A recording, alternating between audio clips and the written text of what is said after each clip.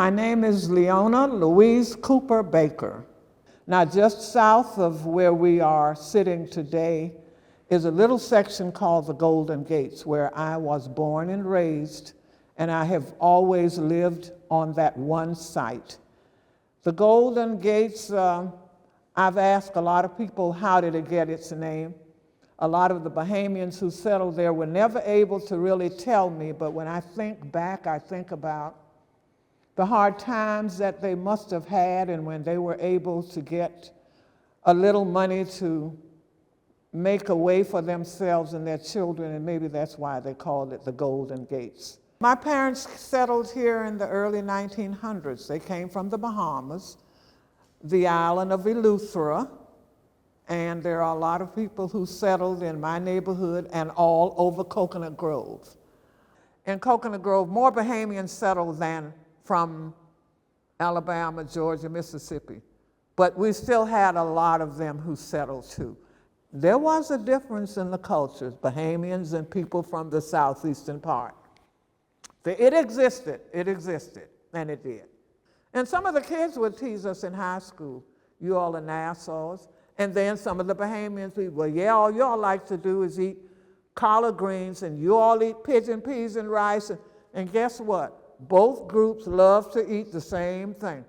I know of a lot of kids in high school who were in love with each other, but they never would have been allowed to marry each other because they were Nassaus, not Bahamians. Now, we had to tell them, train them to say that word. It's not Nassaus, it's Bahamians, if you please.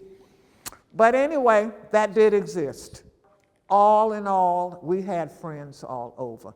I attended George Washington Carver, which is just over there, and I graduated in 1954. I worked 2 years in between, but I attended Lincoln University in Jefferson City, Missouri. When I came back and began teaching, it was still segregated. I taught at Rainbow Park in Opelika because you had to try to get a job wherever you could. And I didn't have a car, so I remember I used to stand right out there on US 1 to get my ride to go to Rainbow Park because I had to work. And that was in 1960. And then I went to Bunch Park and taught there, still segregated days, until 1970. That was a part of life for us as black teachers. We knew we had to go wherever the jobs were because we had to work, okay? So we made much of the circumstances. When they integrated the faculties here in Dade County, it was 1970. And that's when I began teaching over at Shenandoah in 1970. And the children who lived here had to go to Gables Senior High. It's not going to be easy now, because I know a lot of those teachers were not whatever to our black kids. I've heard stories about that too. But if you're in your place and you're doing what you're supposed to do, you've been to class every day, we'll back you. Father Gibson he's had to go out to Gables in the 60s when those kids, and he was so embarrassed because of something happened and they weren't treated fairly.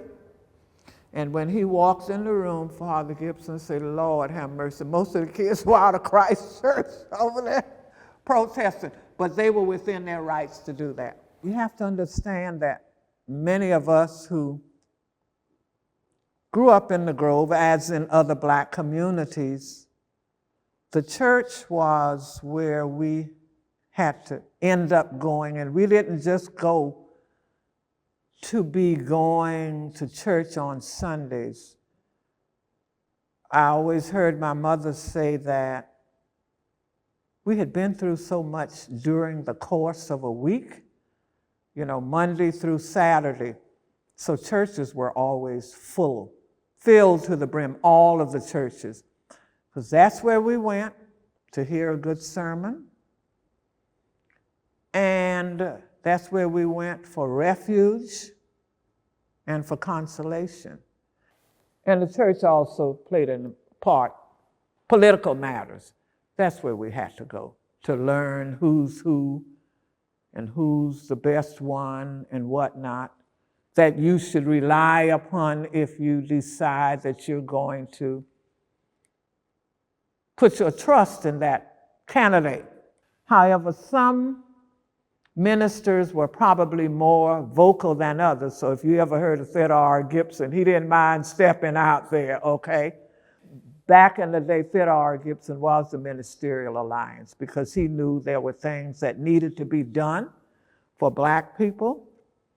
And the slum clearance was one. He and Elizabeth Virrick worked hard on that because in this community, there were houses that never had indoor toilets. So that was a project that was led by Theodore R. Gibson. So that was also political because that was racial injustice to Black people to be living like that. So to me, that's keeping the faith because we knew we had to try to live to see a better day than what our parents were seeing. Because you're talking about days of segregation. And that wasn't easy for us. So church is where we went. I was a part of the ecumenical years ago, and that was a combination of other other members of the churches in Coconut Grove. I was a member of the Historic and Preservation Board at the City of Coral Gables and I was appointed to that by Mayor then Raoul Fowley. That's been some years ago, but I was on that board. Sometimes people think that their houses should be declared historic, and it's just a part of trying to keep history going. And I worked with that, and I've done a lot of work in the community with that.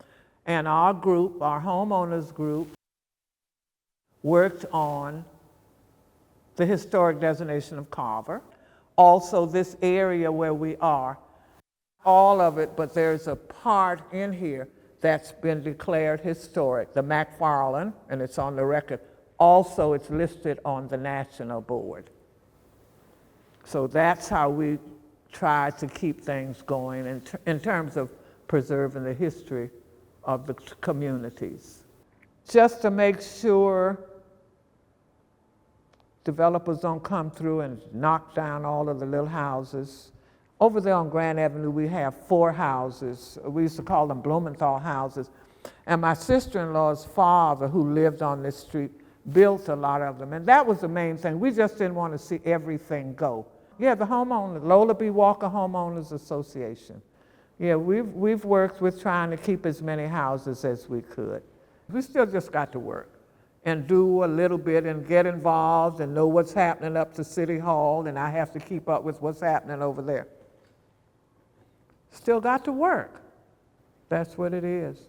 The young people who are coming along now, and I'm thinking they come from a different mindset than when we were going to school. But I think about them not being that interested in doing what I'm doing here today, and I worry about that.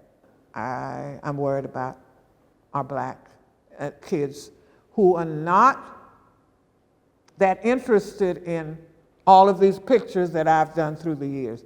They don't care about it. That when the older people die, they sell the property, and Coconut Grove is now a result of that. You can see that they don't hold on. But as you look at me, let me tell you something about me now. I am just like Brother Bear. I've been around the forest more than once. And just like Thelma Gibson, we got a lot of stories we could tell. She's 95 and I'm 85. But we have a lot of stories to tell. And we've been through a lot. And all I can say is, I hope I've done some things right. I'm just hoping that I can continue to do what I do. A little difference. Might not be a big difference, but if I make a little difference.